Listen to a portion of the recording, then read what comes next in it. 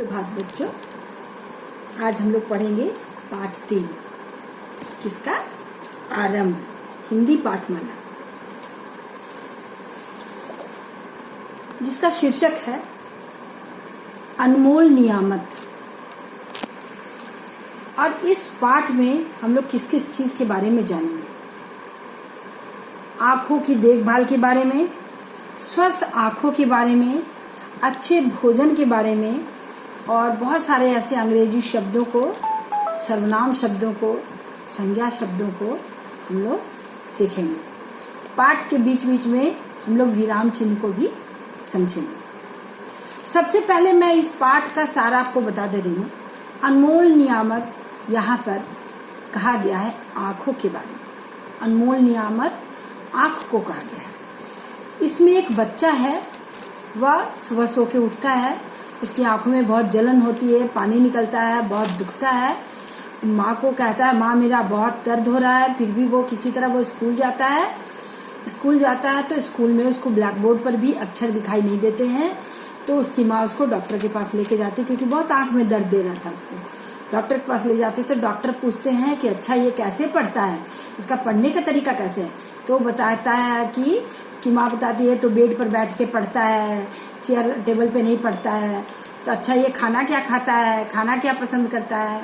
तो बोला Maggi, chowmein, cake, ये सब चीज को खाता है। तो क्या हरी सब्जियां, हरी पीली सब्जियां ये सब नहीं खाता ये? तो नहीं डॉक्टर साहब, ये उसको पसंद नहीं करता, या केवल और दूध पीने में भी टालमटोल करता है। तो डॉक्टर साहब बोले ये तो बहुत गलत है। अगर इस तरह खाओगे नहीं, पियोगे नहीं, तो तुम्हारे विटामिन ए तुम्हारे से कैसे आएगा? तुम्हारे अंदर विटामिन ए की कमी हो गई है, जिस कारण से तुम्हारे आंखों में ऐसा प्रॉब्लम हो रहा है।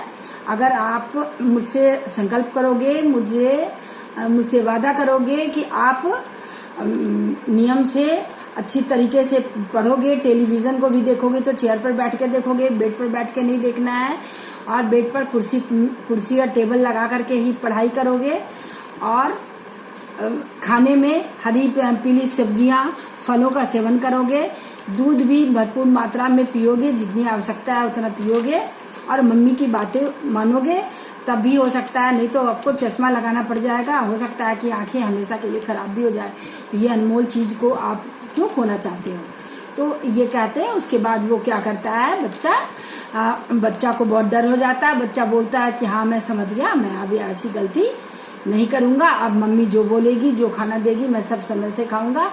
मैं टेलीविजन भी चेयर पे बैठ के देखूंगा। और इस तरह उनको कह करके वो ये करता है, प्रण करता है, अपने प्रण को पूरा करता है, डॉक्टर साहब से प्रॉमिस करता है। ठीक है, अब हम लोग इस पाठ को पढ़ते हैं। एक दिन रवि, उसका नाम है, उस बच्चे का क्या नाम है? रवि। एक दिन रवि जब सुबह बिस्तर से उठा तो उसकी आंखों में कुछ दर्द महसूस हुआ। आंखों को वहां भी उसे आंखों में कुछ चुभन सी महसूस हुई। लग रहा था कि कुछ आंखों में गड़ रहा है। वह फिर हाथ से आंखों को मलने लगा। मलते मलते के बीच में जो लाइन है ना बेटा, बीच में एक चिन्ह है, उसको बोलते हैं योजक चिन्ह, जो दो शब्दों को, एक जैसे शब्द और अलग शब्दों को भी जोड़ने के काम आता है, उसको योजक शब्द बोलते हैं। वह स्नान करने चला गया। उसने तैयार होकर नाश्ता किया और विद्यालय चला गया। जब तक वह घर पहुंचा उसकी आंखें लाल हो चुकी थी और उनसे पानी निकल रहा था। माँ ने पूछा तो उसने बताया कि सुबह से ही उसकी आंखों में दर्द हो रहा है। कक्षा में ब्लैक बोर्ड पर लिखे अक्षर भी उसे साफ दिखाई नहीं दे रहे थे। माँ ने पूछा कोई चोट तो नहीं लगी? कोई चोट तो नहीं लगी में जो चिन्ह दिया हुआ बेटा, उसको उद्धरण चिन्ह कहते हैं, और उसमें प्रश्नवाचक चिन्ह भी है। उद्धरण चिन्ह उसको कहते हैं, उद्धरण विराम चिन्ह उसको कहते हैं। जब किसी की कही हुई बात को हम हूबहू जब लिखते हैं, उसको उद्धरण चिन्ह के अंदर रखते हैं। वह बोला नहीं माँ, कोई चोट नहीं लगी। उन्होंने गुलाब जल से रवि की आंखें धोई। क्या चीज से धोई? गुलाब जल से। और उसे आराम करने के लिए कहा। शाम को माँ उसे डॉक्टर के पास ले गई। डॉक्टर ने आंखों की जांच की। जांच करते हुए उन्होंने पूछा बेटा तुम कहाँ बैठकर पढ़ते हो? रवि चुप रहा। माँ ने बताया डॉक्टर साहब यह बिस्तर पर लेटकर पढ़ता है और पुस्तक को आंखों के बहुत नजदीक रखता है। डॉक्टर ने फिर पूछा, बेटा खाने में तुम्हें क्या पसंद है, क्या पसंद करते हो? रवि बोला, Maggi, chow mein, samosa, pasta, cake आदि। डॉक्टर ने माँ की ओर देखते हुए पूछा, इसे हरी सब्जियां और दालें कैसी लगती है? माँ ने बताया, यह सब्जियां और दालें बिल्कुल नहीं खाता। जब कोई वाक्य पूरा हो जाए तो एक विराम चिन्ह लगता है, उसको बोलते हैं पूर्ण विराम। दूध पीने में भी टाल मटोल करता है। टाल मटोल करना मतलब बहाने बनाता है। डॉक्टर बोला, रवि बेटा तुम्हारी यही बुरी आदतें आंखों की परेशानी का कारण है। रवि ने पूछा, वह कैसे? डॉक्टर ने बताया, आंखों के लिए विटामिन ए बहुत आवश्यक है, जो कि हरी पीली सब्जियों और फलों में पाया जाता है।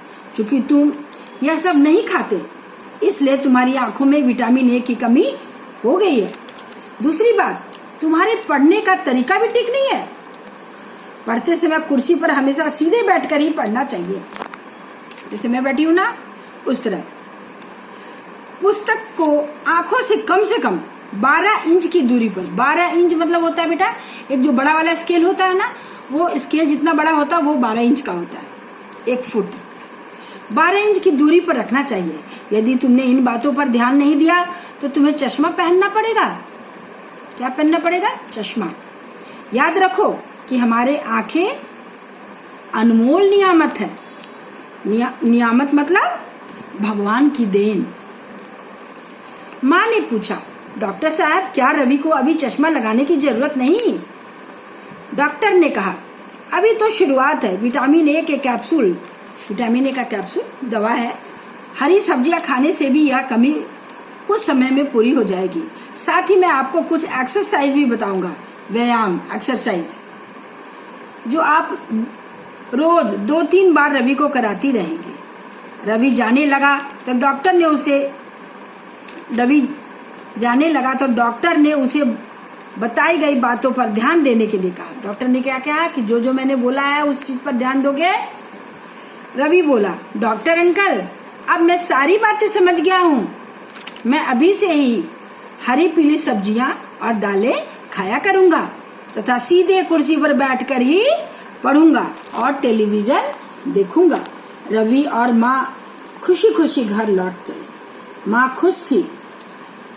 खुश थी कि रवि अब उनकी बात मानेगा, और रवि खुश था क्योंकि अब उसे अपनी गलती का एहसास हो गया था। उसने प्रण लिया कि अब से वह ईश्वर की दी गई इस अनमोल नियम, क्या प्रण लिया उसने? कि अब से वह ईश्वर की दी गई इस अनमोल नियामत का विशेष ध्यान रखेगा। इस तरह ये पाठ का ये हुआ।